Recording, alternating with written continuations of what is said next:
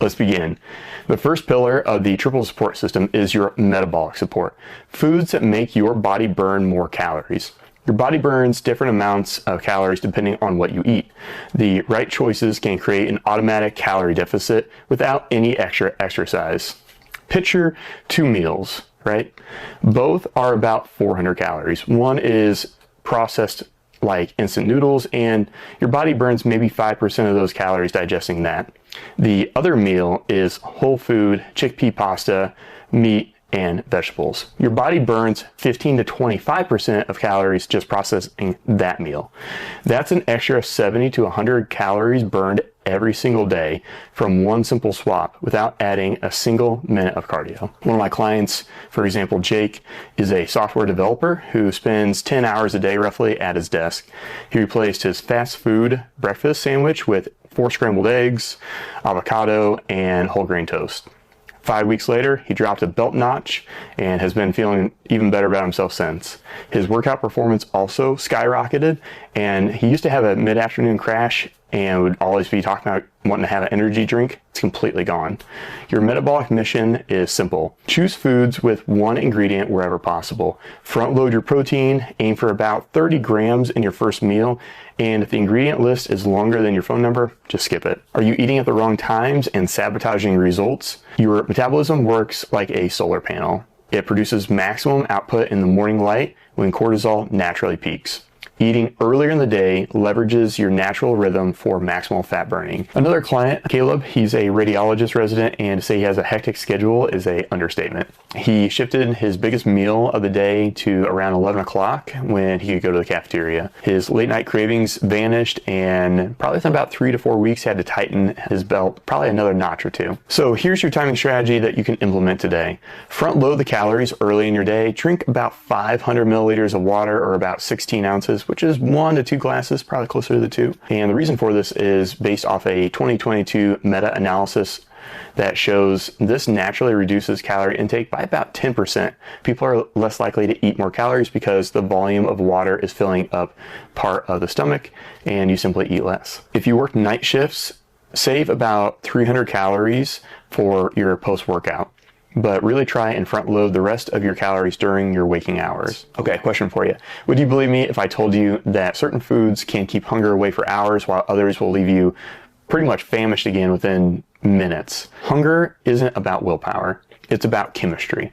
The right foods can keep you feeling full for up to 40% longer than their processed versions. According to the updated 2023 satiety index, foods like boiled barley, fresh oranges, and wild-caught cod rank among the highest and most satiating foods. Just one strategic swap per day can radically change your hunger levels. So try these hunger-killing swaps. Instead of the granola bar, have an orange and a dozen almonds.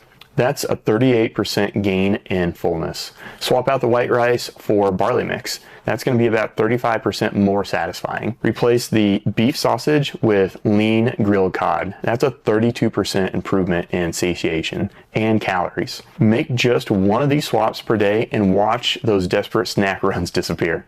So what happens when all 3 pillars work together? Let me walk you through the exact 8-week transformation map you can expect. In weeks 1 and 2, you'll feel a spike of energy and alertness in the morning, and your jeans will start fitting looser around the waist. You might not see a huge change in the mirror, but you'll feel like a new person, and you should be sleeping better. About 3 to 4 weeks in, you'll experience steady strength gains and a noticeably leaner face.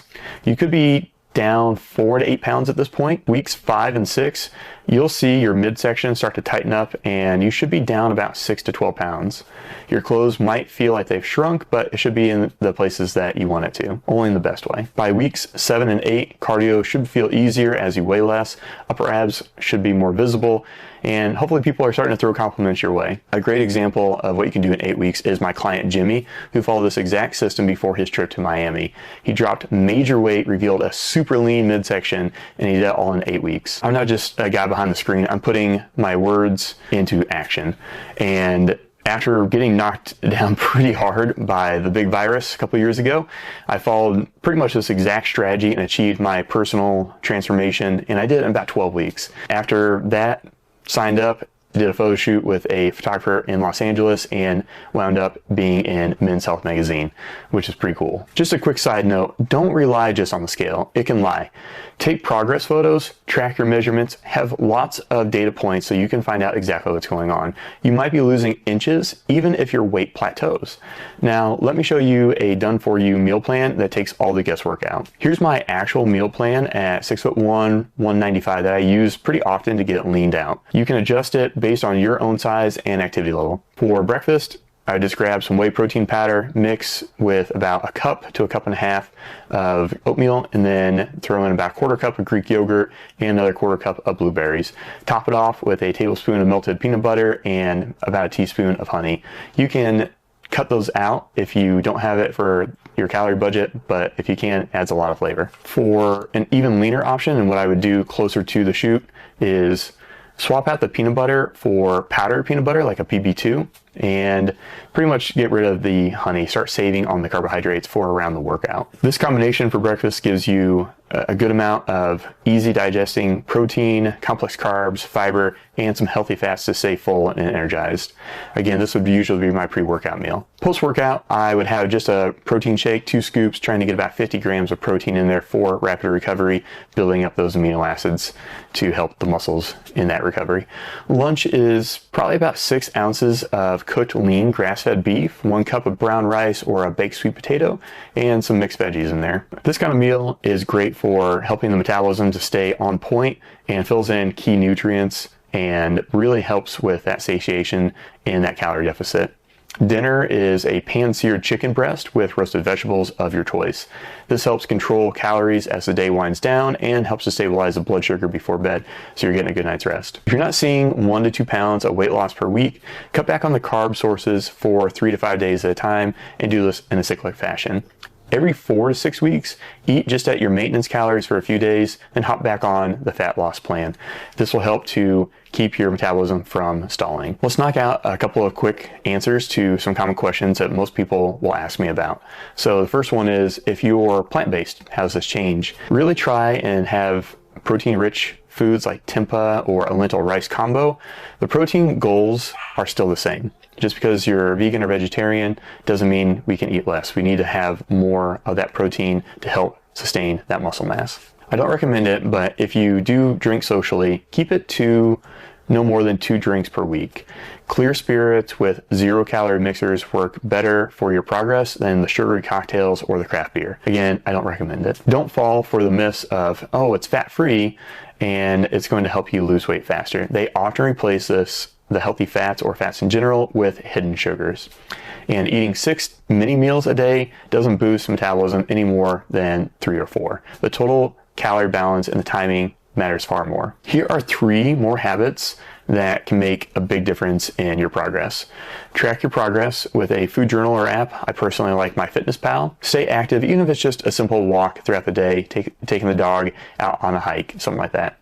And make sure you're getting enough sleep. Aim for that 7 to 8 hours a night because it really helps to control hunger and it lowers the stress hormone cortisol. Are you ready to stop the diet failure cycle once and for all? You now have the complete triple support system: metabolism boosting foods, optimized meal timing, and a powerful satiety strategy. But food is just half the battle. Check out this next video to learn more about the exact plan that transforms your body into a 24/7 calorie burning furnace, and it can shrink your transformation timeline from 8 weeks down to just 6 with 3 easy steps. Take care, God bless, I'll catch you in the